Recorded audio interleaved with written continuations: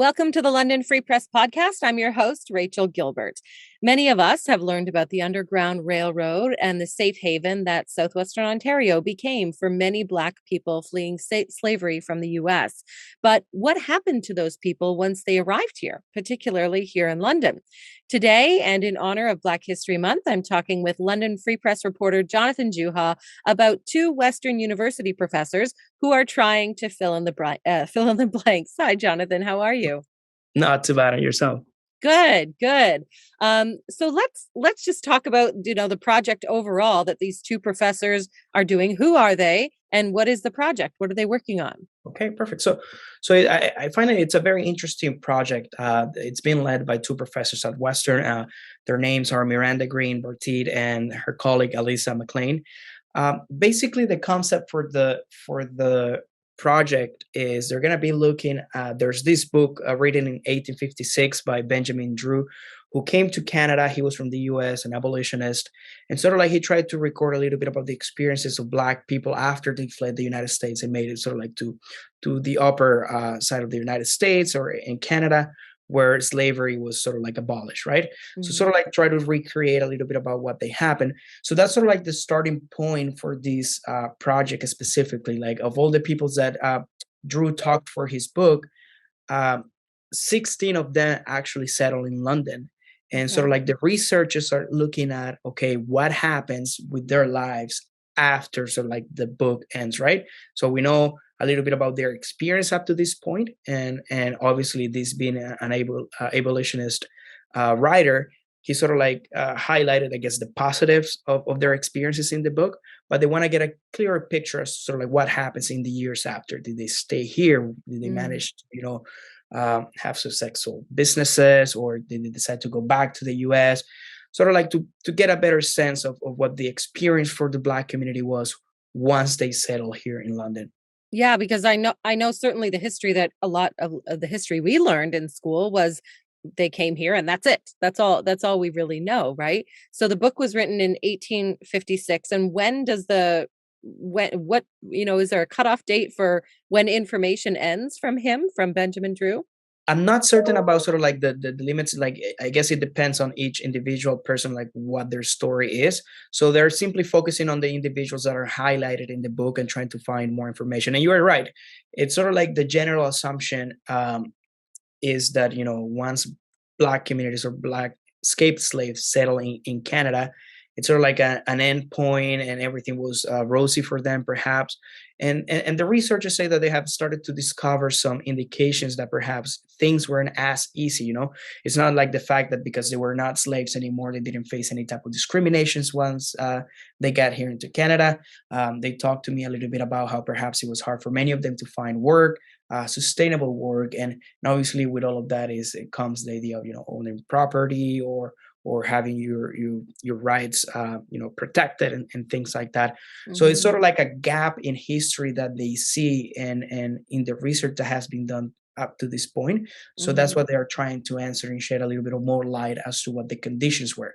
Now, it's not only through the aspects of these 16 individuals, it's also they want to look at historical events and important events that happened during that time that may have also shaped their experiences of the Black community here in Canada, and again, more specifically here in London. Mm-hmm.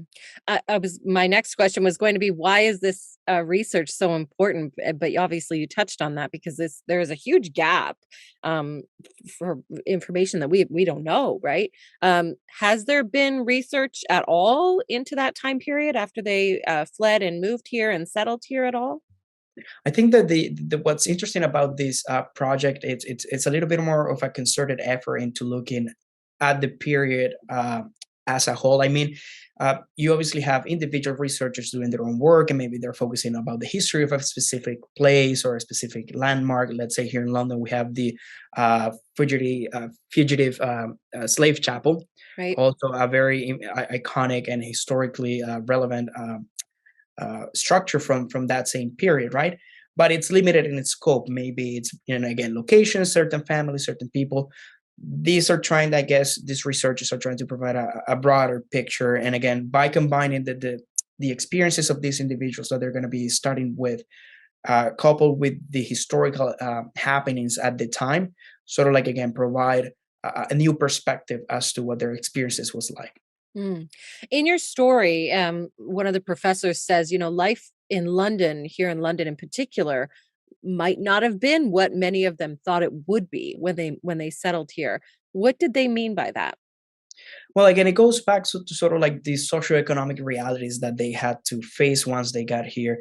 They were telling me a little bit about how many members of the Black community congregated in what was known as the Soho district in the moment. So on itself, that could be a little bit seen as a little bit of a segregation itself, sort of like more by like cultural segregation in a sense.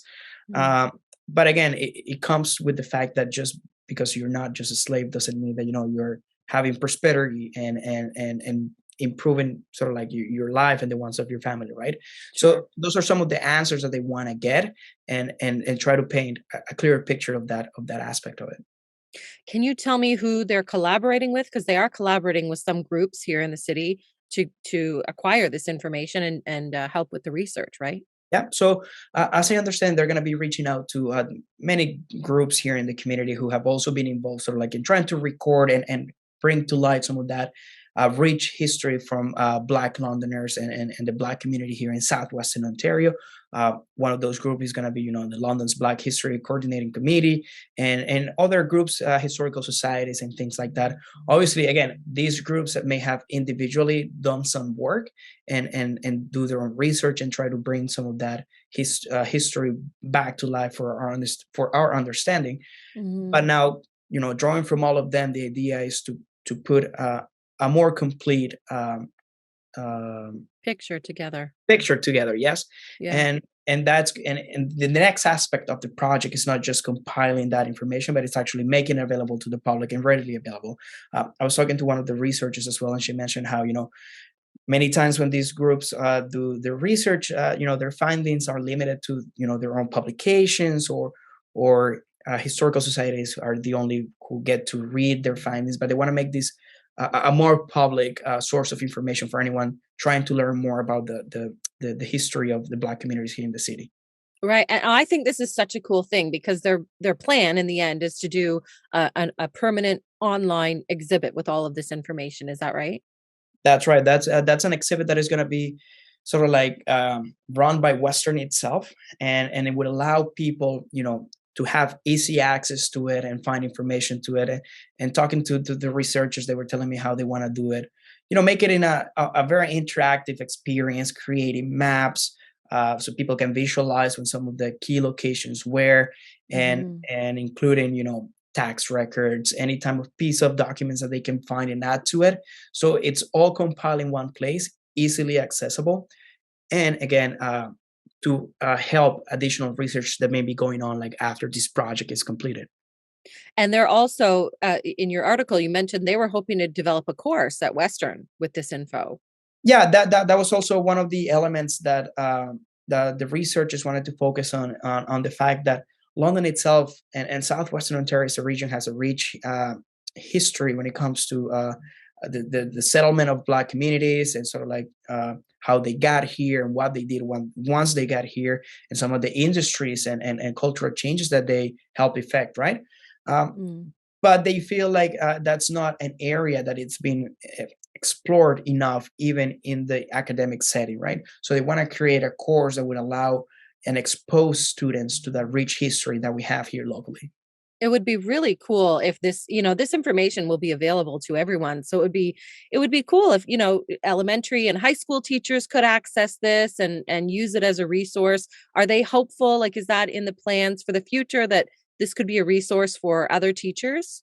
Well, the exhibit itself, as they put it, is we want it to be accessible to as many people as possible, and that's sort of Mm. like a key element of the project. It's not just getting the history out; it's making it accessible to people. And as you say, it would be great as well. If many other community groups and teachers and schools would decide to use these resources, and I'm guessing that it would be a lot easier to sort of like create classes or topics of discussion around this once you Sure. have sort of like all that information available. And also, what's important is and again, the goal of the research itself is to create an accurate picture. It's not just, as you say, this vision that we have of simply, as you say, was a safe haven for slaves fleeing the U.S., but really teach the true history and the things that really happened. Obviously, it's not to say that everything that happened was negative. Also, like Sure. talking to some of the researchers, they were mentioning how a pair of the 16 individuals, they went in to create their own businesses and were